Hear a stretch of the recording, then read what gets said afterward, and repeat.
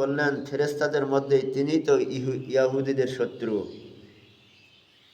আব্দুল্লাহ ইবনে সালাম বলতেছে যে ইয়াহুদীদের মধ্যে সবচাইতে বেশি শত্রু হচ্ছে জিবরাইল।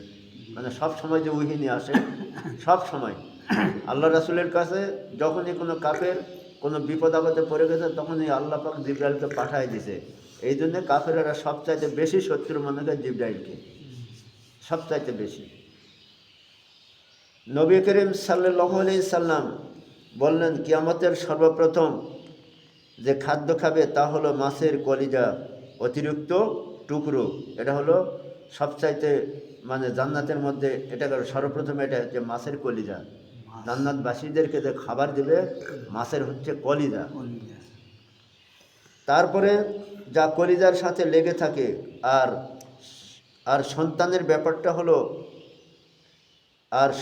ব্যাপারটা হলো নারী পুরুষের মিলনকালে যদি নারীর আগে পুরুষের বীর্যপাত ঘটে তবে সন্তান বাপের অনুরূপ হয়। বুঝছেন?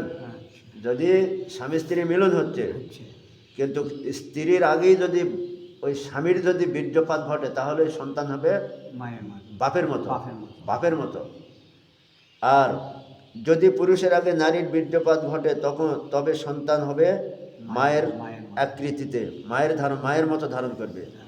মানে স্বামীর আগে যদি ওই মহিলার যদি বীর্যপাত ঘটে তাহলে ওই সন্তানটা হবে মায়ের মতো।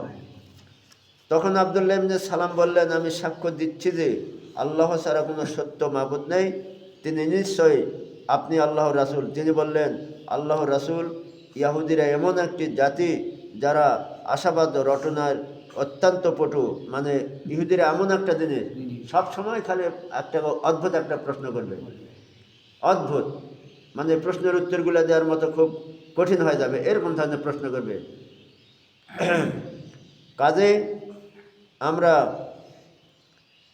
কাজেই আমার ইসলাম গ্রহণ সম্পর্কে তার জ্ঞাত হবার আগেই আপনি আমার ব্যাপারে জিজ্ঞেস করুন। তার মানে যে এই ইহুদিরা যে প্রশ্ন করলো, এই ইহুদিরা মানে মনে মনে ধারণা করছে যে আমি আজকে আল্লাহ রাসূলের হাতে বায়াত গ্রহণ করে মুসলমান হব, এবং মুসলমান হয়েছেও, বুঝছেন? কিন্তু এর আগে উনি বলতেছে যে আমার যে লোকজন যারা আছে এদেরকে আগে জিজ্ঞাসা করে যে আমি কেমন লোক ছিলাম। এটা ওই মানে এই আব্দুল্লাহ ইবনে সালাম আল্লাহ রাসূলকে বলতেছেন যে আমার যে আরও সঙ্গীরা আছে এদেরকে জিজ্ঞাসা করো যে আমি কেমন ছিলাম। এই জন্য এরা বলতেছে যে কাজেই আমার ইসলাম গ্রহণ সম্পর্কে তারা জ্ঞাত হবার আগেই আপনি জিজ্ঞেস করলেন তোমাদের